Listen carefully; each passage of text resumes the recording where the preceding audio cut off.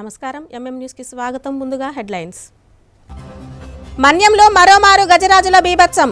ఖరీఫ్ సమయానికి ఏనుగుల బెడదను తప్పించాలని కోరుతున్న గిరిజనులు.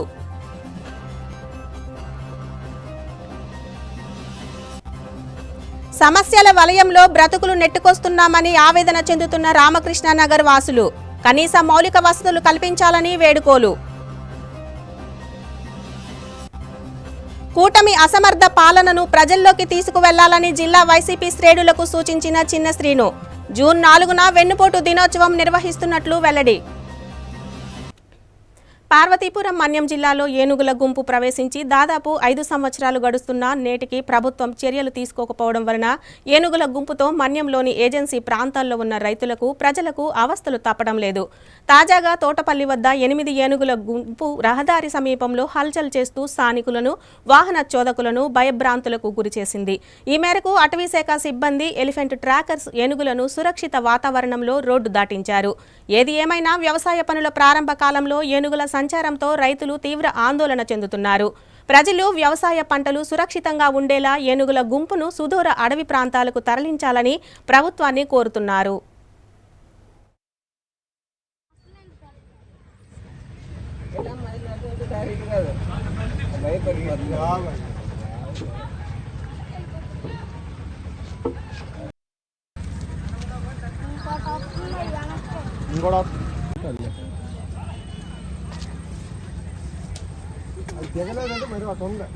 ఇంకోటి ఉంది. మావోయిస్టు కీలక నేతగా పేరుగాంచిన కుంజం హిడిమ అలియాస్ మోహన్ను ఒరిస్సా పోలీసులు పట్టుకొని అరెస్టు చేశారు. ఒరిస్సాలోని బోయిపరిగూడ పోలీస్ స్టేషన్ పరిధిలోని పెట్గూడ గ్రామ సమీపంలో అటవీ ప్రాంతంలోని నిషేధిత మావోయిస్టు కార్యకర్తల బృందం కార్యకలాపాలకు సంబంధించి విశ్వసనీయ నిఘా సమాచారం ఆధారంగా కోరాపుట్ జిల్లా పోలీసులు మావోయిస్టులకై ఆపరేషన్ నిర్వహించారు. ఈ మేరకు డీవీఎఫ్ బృందం ఒక కొండపై మావోయిస్టు శిబిరాన్ని గుర్తించింది. వెంటనే బృందాన్ని చుట్టుముట్టుగా మావోయిస్టులు అప్రమత్తమై డీవీఎఫ్ బృందంపై కాల్పులు జరిపి అడవిలోకి పారిపోయారు. ప్రతిగా పోలీసు బృందం ఆత్మరక్షణ కోసం కాల్పులు జరిపింది. ఈ ఘటనలో ఒక మావోయిస్టు కేడర్ సమీపంలోని పొదల్లో దాక్కునేందుకు ప్రయత్నిస్తూ ఉండగా పట్టుబడగా మరో మావోయిస్టు తప్పించుకున్నాడు. ఈ సందర్భంగా కోరాపుట్ ఎస్పీ రహిత్ బర్మా మాట్లాడుతూ ప్రత్యేక డీవీఎఫ్ బృందం అతి ప్రమాదకరమైన కుంజం హిడిమ అలియాస్ మోహన్ అనే మావోయిస్టును విజయవంతంగా పట్టుకున్నట్లు తెలిపారు. మావోయిస్టుతో పాటు ఒక AK-47 రైఫిల్, ఇతర మారణాయుధాలు, ఉపకరణాలు స్వాధీనం చేసుకున్నారు.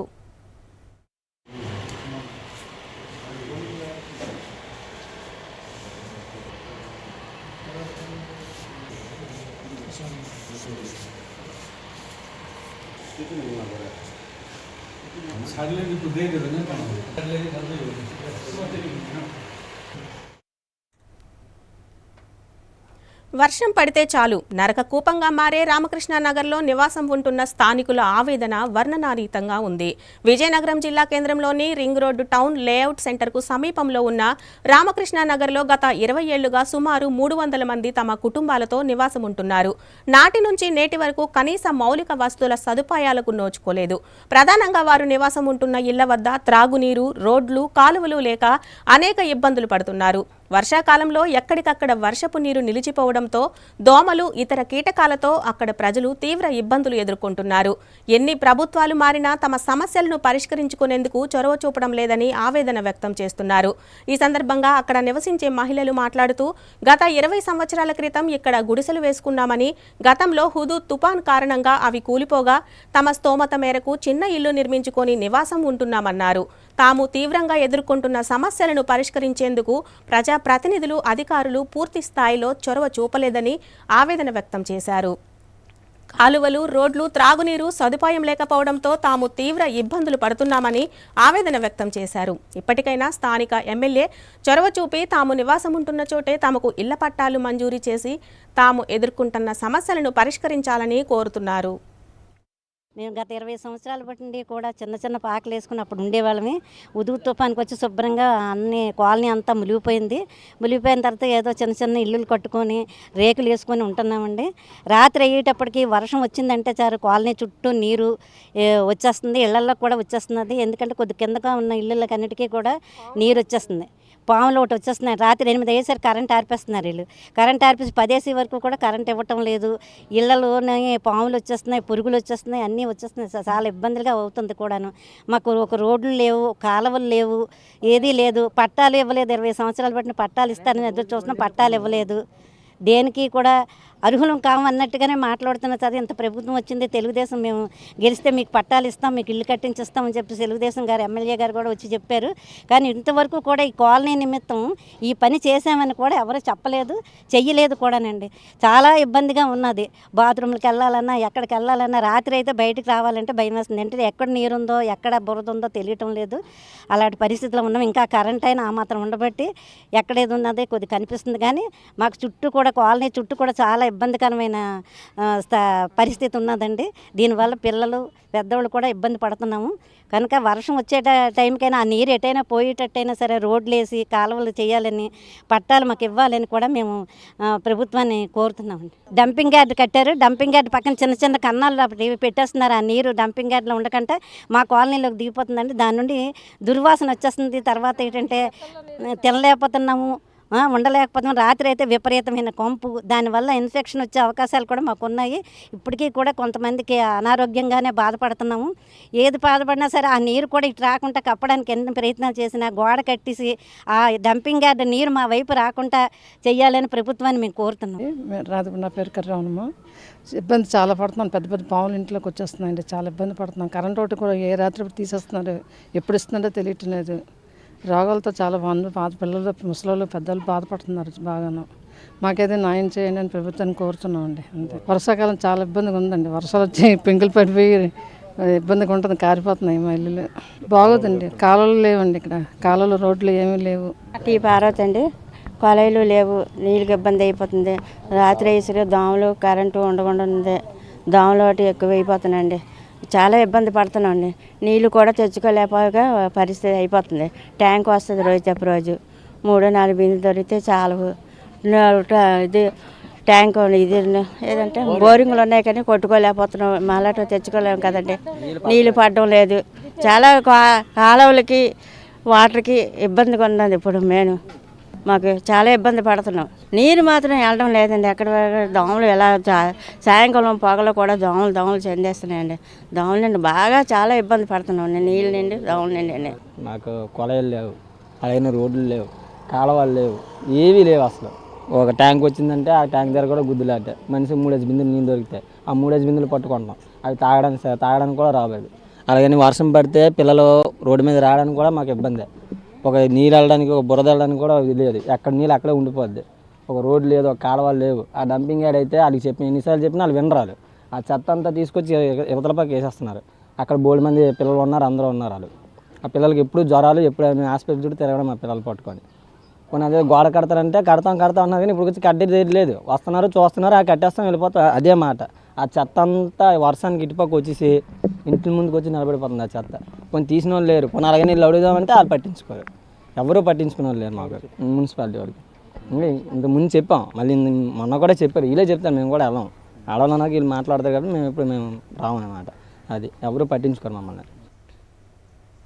గత నెల 28న విజయనగరం జిల్లా కేంద్రంలోని గురజాడ గ్రంథాలయంలో ప్రారంభమైన వేసవి శిక్షణ తరగతులు వైవిధ్యభరితంగా కొనసాగుతున్నాయని జిల్లా గ్రంథాలయ సహకార అధికారి శ్రీనివాసరావు అన్నారు. ఈ మేరకు గురువారం గ్రంథాలయ కార్యక్రమంలో మీడియా సమావేశాన్ని నిర్వహించారు. ఈ సందర్భంగా ఆయన మాట్లాడుతూ ఈ విజ్ఞాన శిబిరంలో ఉదయం 8 గంటల నుంచి 11 గంటల వరకు తరగతులు నిర్వహిస్తున్నామని తెలిపారు.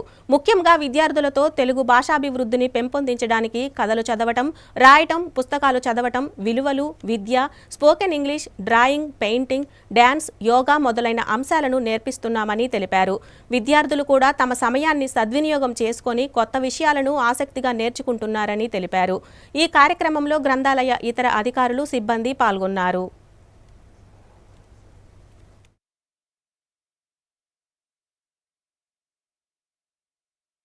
విజయనగరంలో ఇక్కడ జరుగుతున్నటువంటి వ్యాస శిక్షణ తరగతుల పేరుతో ఈ ప్రక్కన ఉన్నటువంటి అనేక స్కూళ్ళ నుంచి విద్యార్థులందరినీ కూడా మేడం గారు ఇక్కడ తీసుకొచ్చి నిర్వహిస్తున్నారు. నేటికి నెల రోజులుగా ఈ క్లాసులన్నింటిలోనూ కూడా ఇప్పుడు పిల్లల్ని అడిగినట్లయితే మేము చాలా ఉపయోగకరమైనటువంటి క్లాసులు జరిగాయి. నిజంగా మేమందరం కూడా చాలా ఆనందించాము. ఇది ఎన్నో విషయాలు మేము నేర్చుకోగలిగామని చెప్పి అన్నారు. అయితే ఇవి నిజంగా గొప్ప ప్రేరణాదాయకంగా ఉన్నాయి. ఇలాంటివి మరిన్ని మంచి కార్యక్రమాలు విద్యార్థులను దృష్టిలో పెట్టుకొని ఈ మేడం గారు, మాస్టర్ మిగిలిన వాళ్ళందరూ కూడా ఈ రకంగా నిర్వహిస్తే ఇంకా చాలా ఎంతో బాగుంటుంది. ప్రస్తుతానికి విద్యార్థులందరూ కూడా ఏదో ఖరీదైనటువంటి పాఠశాలలకు వెళ్ళి వాళ్ళు చదువుకోవాలంటే ఆర్థిక స్థోమత సరిపోదు. కాబట్టి ఏదో జ్ఞానాన్ని వాళ్ళకి అందించాలంటే ఖర్చు లేకుండా వాళ్ళ దగ్గర నుంచి ఏ రకమైనటువంటి ఫీజులు వసూలు చేయకుండా ఈ వేసవి సెలవులు వచ్చాయి కాబట్టి ఈ కాలాన్ని అంతటినీ కూడా వృధాగా ఎక్కడో వాళ్ళు సమయాన్ని వృధా చేసి తిరగడం కాకుండా ఇక్కడికి పిలిచి కూర్చోబెట్టి పిల్లలందరిలోనూ కూడా ఈ రకమైనటువంటి జ్ఞానాన్ని అందించాలనే సంకల్పం మాత్రం చాలా గొప్పది. దానికి నేను గురజాడ లైబ్రరీలో ఉన్నటువంటి మేడంని కానీ మాస్టర్ని కానీ స్టాఫ్ని అందరిని కూడా అభినందిస్తున్నాను. నన్ను కూడా ఈరోజు వచ్చి ఏదో విషయం చెప్పండి అంటే చెప్పిన తర్వాత పిల్లలందరిలోనూ కూడా చాలా వాళ్ళ తాలూకా చురుకుదనం, చెప్తున్నంతసేపు వింటున్నటువంటి విధానం చూసి ఎంతో హాయిగా ఆనందం అనిపించింది. మరికొన్ని రోజులు కూడా వీళ్ళు ఎంతవరకు అయితే ఈ క్లాసులు తరగతులు నిర్వహిస్తారో అంతవరకు కూడా వచ్చి చాలా విషయాలను పిల్లలకి చెప్పాలనేటువంటి ఆలోచనకి వచ్చాను నేను. ముఖ్యంగా వీళ్ళందరూ ఈ తరగతి నిర్వహణ విషయంలో మాత్రం ముఖ్యంగా మేడం గారు వీళ్ళందరూ కూడా అభినందనీయులు. ఖచ్చితంగా మనస్ఫూర్తిగా అభినందిస్తున్నాను. వీటిని ప్రతిసారి సందర్భం వచ్చినప్పుడల్లా వీటిని ఇంకా మరింత బాగా నిర్వహిస్తారని వాళ్ళకు కూడా నేను విన్నవించుకుంటూ నాకు కూడా అవకాశం ఇచ్చినందుకు నమస్కరిస్తూ సెలవు తీసుకుంటాను. విజయనగరం జిల్లా కేంద్ర గ్రంథాలయంలో గత నెల 28 నుంచి వేసవి శిక్షణా శిబిరాలు జరుగుతున్నాయి. ఈ శిక్షణా శిబిరాలు ఈ రోజుతో 30 రోజుల పాటు నిరంతరంగా జరుగుతూ ఉన్నాయి. దీనిలో విద్యార్థులు ఉత్సాహంగా పాల్గొంటున్నారు. ఈ కార్యక్రమాల్లో వివిధ నిష్ణాతులైన అధ్యాపకులతోటి వారికి తరగతి గదిలోనే పుస్తకాలే కాకుండా బయట విషయాలని కూడా వారికి చెప్పడం జరుగుతుంది. ఈరోజు తెలుగు యొక్క గొప్పతనాన్ని మరియు వారికి నీతి కథలను కూడా బోధించడానికి సూర్యనారాయణ మేషార్ గారు ఈరోజు వచ్చి పిల్లలకి నీతి కథలను బోధించడం జరిగింది. అలాగే తెలుగు యొక్క గొప్పతనం, తెలుగు మాతృభాష గొప్పతనాన్ని కూడా విశదీకరించడం జరిగింది. ఈ కార్యక్రమంలో విద్యార్థులు ఎంతో ఉత్సాహంగా పాల్గొంటున్నారు. అలాగే వీరికి రానున్న రోజుల్లో ఈ తరగతులపై ఏమేమి నేర్చుకున్నారో వాటిపై కొన్ని పోటీలు నిర్వహించడం జరుగుతుంది. చిత్రలేఖనం, క్విజ్ మరియు వ్యాసరచన మొదలగు వాటిలో కూడా వీరికి పోటీలు నిర్వహించి ముగింపు రోజైన జూన్ 6వ తారీఖున వీరికి ప్రైజులు ఇవ్వడం జరుగుతుంది. దాంతోపాటు ప్రశంసా పత్రాలు ముఖ్య అతిథుల చేతుల మీదుగా ఇవ్వడం జరుగుతుంది. ఈ కార్యక్రమాలని విద్యార్థుల తల్లిదండ్రులు కూడా ప్రోత్సహించడం చాలా అభినందనదాయకంగా ఉందని తెలియజేసుకుంటున్నాను. ఇప్పుడు కాసేపు విరామం.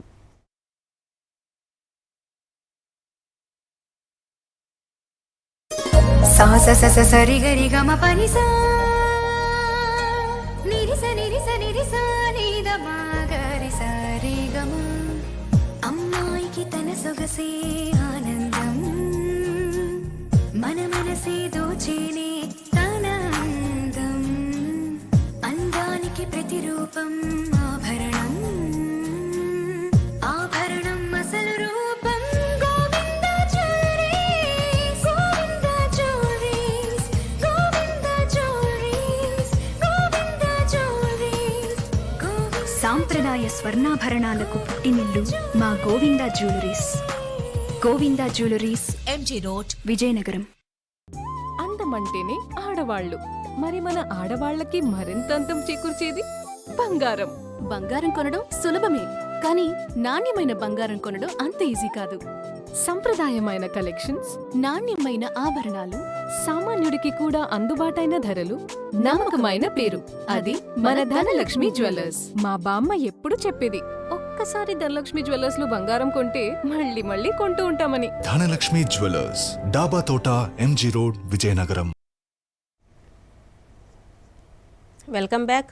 భారతీయ సంస్కృతిలో సాంప్రదాయంగా వస్తున్న వ్యవస్థల్లో యోగా ఒకటని స్కూల్ గేమ్స్ ఫెడరేషన్ కార్యదర్శి కె కృష్ణంరాజు పేర్కొన్నారు. అంతర్జాతీయ యోగా దినోత్సవంలో భాగంగా కమిషనర్ ఆఫ్ స్కూల్ ఎడ్యుకేషన్ జిల్లా విద్యాశాఖాధికారి ఆదేశాల మేరకు గురువారం స్థానిక మున్సిపల్ హైస్కూల్ కస్బాలో విజయనగరం డివిజన్లోని మండలాల యోగా రిసోర్స్ పర్సన్లకు ఉదయం 9 గంటల నుంచి 12 గంటల వరకు ఆన్లైన్ ట్రైనింగ్ క్లాస్ నిర్వహించారు. ఈ కార్యక్రమానికి diet physical education G Lakshmanarao పాల్గొని కార్యక్రమాన్ని పర్యవేక్షించారు. ఈ సందర్భంగా మెయిద జిల్లా పరిషత్ ఉన్నత పాఠశాల ఫిజికల్ డైరెక్టర్ జిల్లా resource person G Tavitayya, Pedatadivada జిల్లా పరిషత్ ఉన్నత పాఠశాల ఫిజికల్ డైరెక్టర్ సిహెచ్ ఆదిలక్ష్మి ముందుగా యోగా శ్లోకాన్ని ఆలపించిన తరువాత పలు విధాల యోగాసనాలు, వివిధ యోగా ముద్రలు వేయించి శిక్షణ ఇచ్చారు. అనంతరం యోగా ప్రతిజ్ఞ చేయించి కార్యక్రమాన్ని ముగించారు. ఈ సందర్భంగా స్కూల్ గేమ్స్ ఫెడరేషన్ కార్యదర్శి కె కృష్ణంరాజు, జిల్లా రిసోర్స్ పర్సన్ జి తవిటయ్య కార్యక్రమ వివరాలను మీడియాకు వెల్లడించారు. కార్యక్రమంలో జిల్లాలోని అన్ని మండలాల రిసోర్స్ పర్సన్స్ పాల్గొన్నారు.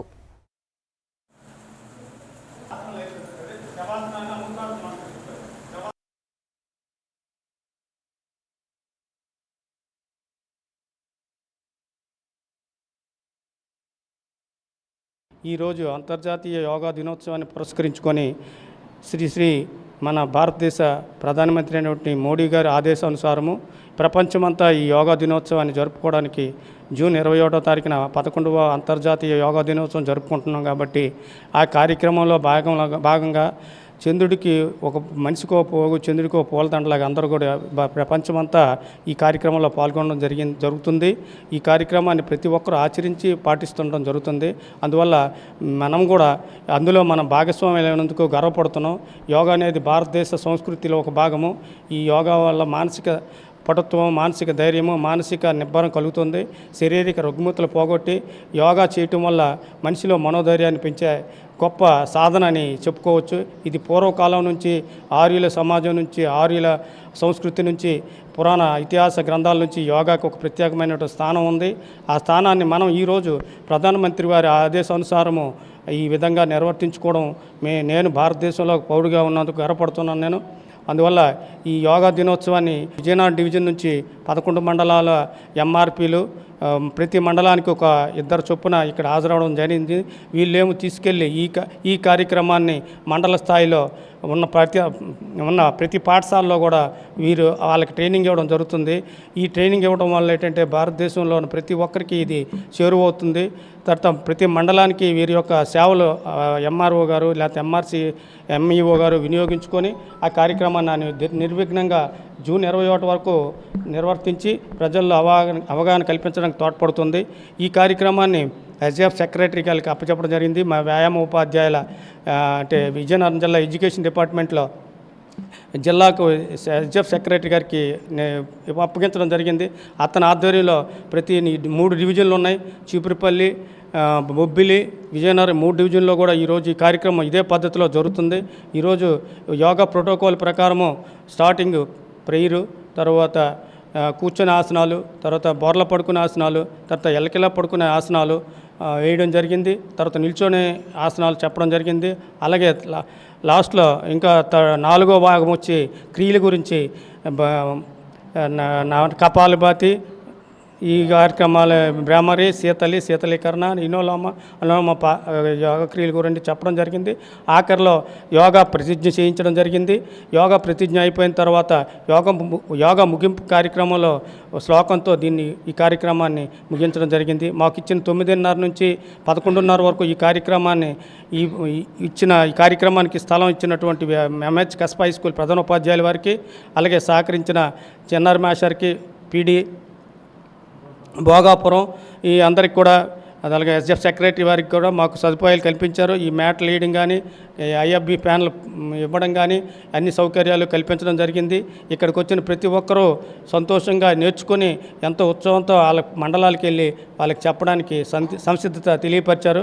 వచ్చిన వీళ్ళందరికీ మీడియా మిత్రులు కూడా ప్రముఖ పాత్ర పోషించాల్సిన అవసరం ఉంది.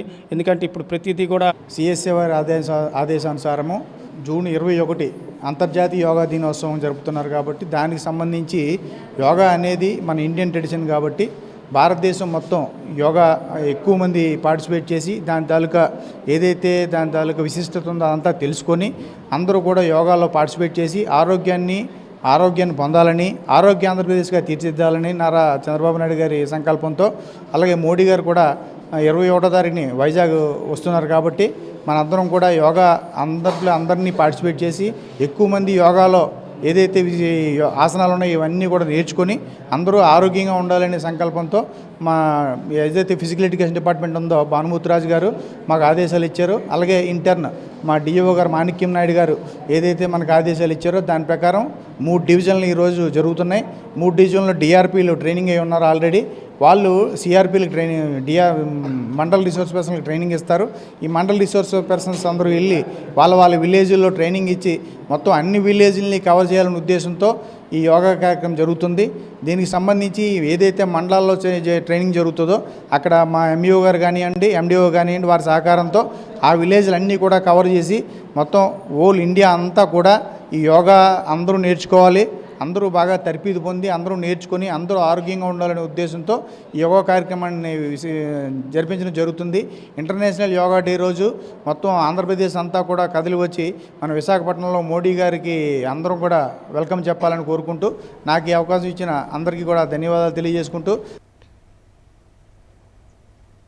విజయనగరం జిల్లాలోని చీపురుపల్లి వైసీపీ కార్యాలయంలో జిల్లా పరిషత్ చైర్మన్ వైసీపీ నాయకుడు మజ్జి శ్రీనివాసరావు పార్టీ శ్రేణులతో కలిసి సమావేశాన్ని నిర్వహించారు. ఈ మేరకు జూన్ 4వ తేదీన చేపట్టబోయే వెన్నుపోటు దినోత్సవం సందర్భంగా శ్రేణులు చేయాల్సిన విధి విధానాలపై అవగాహన కల్పించారు. ఈ సందర్భంగా ఆయన మాట్లాడుతూ కూటమి ప్రభుత్వం ఏర్పడి ఏడాది కావస్తున్నా ఎన్నికలలో ఇచ్చిన హామీలను అమలు చేయకపోవడంపై ప్రశ్నించాలన్నారు. కూటమి రెడ్ బుక్ పాలన ద్వారా అన్యాయంగా వైసీపీ కార్యకర్తలపై దాడులు చేయడంపై ప్రజల్లోకి తీసుకువెళ్లాలని పిలుపునిచ్చారు. ఈ కార్యక్రమంలో మాజీ ఎంపీ బెల్లాన చంద్రశేఖర్, చీపురుపల్లి నియోజకవర్గ పార్టీ అధ్యక్షులు, ఎంపీపీలు, జడ్పీటీసీలు, సర్పంచులు, ఇతర నాయకులు, కార్యకర్తలు పాల్గొన్నారు. సుమారుగా 49,887 పెన్షన్ 80,000 పెన్షన్ జీవో ఇచ్చి దాన్ని ఇంప్లిమెంట్ చేయ ప్రభుత్వం ఏదైనా ఉందంటే మొట్టమొదటి ప్రభుత్వం పెన్షన్ జీవో ఇచ్చి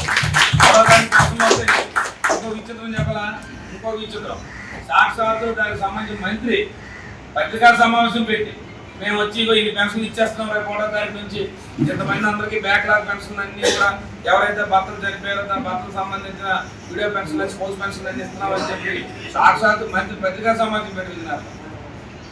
ఆయన పెట్టిన పత్రికా సమావేశం ఇంప్లిమెంట్ కాలేదు, ఎక్కడ కూడా ఆచరణ రాలి. అంటే అలాంటి పరిస్థితి ఈ ప్రభుత్వం ఉంది. ఇవన్నీ ప్రజల్లో తీసుకెళ్లే సమయం ఆసన్నమైంది. మరి ఎప్పటి నుంచి మనం ప్రజల్లోకి తీసుకెళ్లాలా, ప్రజల్లోకి వెళ్ళాలా. ప్రజల తరఫునే మనకు అధికారం ఇస్తే ప్రజలకు మంచి పని చేయడానికి అధికారం వాడాం.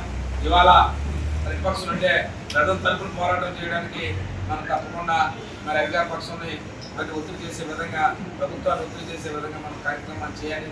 కాబట్టి దీంట్లో అందరం కూడా వచ్చిన వాళ్ళు కానీ ఇంకా ఎవరైనా ఒకరి ఆధార్ కాని గ్రామంలో అంటే అందరం కూడా బయలుదేరి మరి ఆ కార్యక్రమాన్ని పెద్ద ఎత్తున కార్యక్రమం విజయవంతం చేయాల్సిన బాధ్యత మన పట్ల ఉంది. ఎందుకంటే ఏ కార్యక్రమం చేసినా మన చివరిలో మనం ఓటమి చెందిన మనం ఓటమి మనం పొంగదీసిన, ఎందుకంటే మల్నాడు ప్రాంతంలో మనం ఓటమి చెందాలంటే అది మనం ఏనాడు కూడా కళ్ళలో కూడా ఊహించలేంది, మనం జీవించుకోలేని. అయినప్పుడు కూడా ప్రజా తీర్పుని మనం సిద్ధాంతించవలసింది. ప్రజా తీర్పుని మనం అందరం కూడా ఎక్కడ లోపాలు జరిగాయి, ఎక్కడ పొరపాటు జరిగింది, ఆ పొరపాటును సమీక్షించుకొని గ్రామ స్థాయి నుంచి కూడా మళ్ళీ పార్టీని బలోపేతం చేసే విధంగా ఇప్పటికే కమిటీలన్నీ వేసుకున్నాం. మరి జిల్లా స్థాయి కమిటీలు వేసాను. మరి మీ అందరికీ తెలుసు మండల కమిటీలు అన్నీ కూడా మండల పార్టీ అధ్యక్షులు కమిటీలు తయారు చేస్తున్నారు, ఇప్పటికే పూర్తి చేశారు. ఆంధ్రప్రదేశ్లో పలుచోట్ల భారీ వర్షాలు కురుస్తున్నాయి.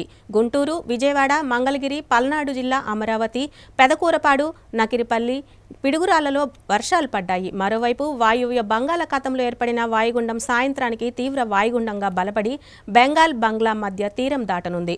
వచ్చే 24 గంటల్లో ఉత్తర కోస్తాలో భారీ వర్షాలు కురుస్తాయని విశాఖ వాతావరణ కేంద్రం వెల్లడించింది.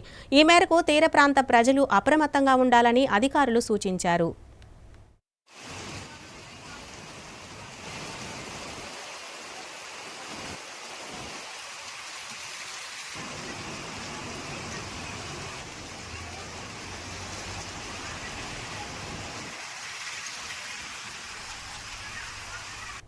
వార్తలు ముగించే ముందు హెడ్లైన్స్ మరోసారి చూద్దాం. మన్యంలో మరోమారు గజరాజుల బీభత్సం. ఖరీఫ్ సమయానికి ఏనుగుల బెడదను తప్పించాలని కోరుతున్న గిరిజనులు.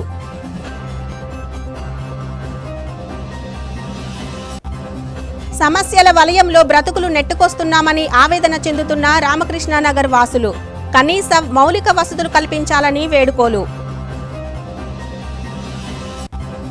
కూటమి అసమర్థ పాలనను ప్రజల్లోకి తీసుకెళ్లాలని జిల్లా వైసీపీ శ్రేణులకు సూచించిన చిన్న శ్రీను. జూన్ 4న వెన్నుపోటు దినోత్సవం నిర్వహిస్తున్నట్లు వెల్లడి. ఎంఎం న్యూస్ సమాప్తం. నమస్కారం.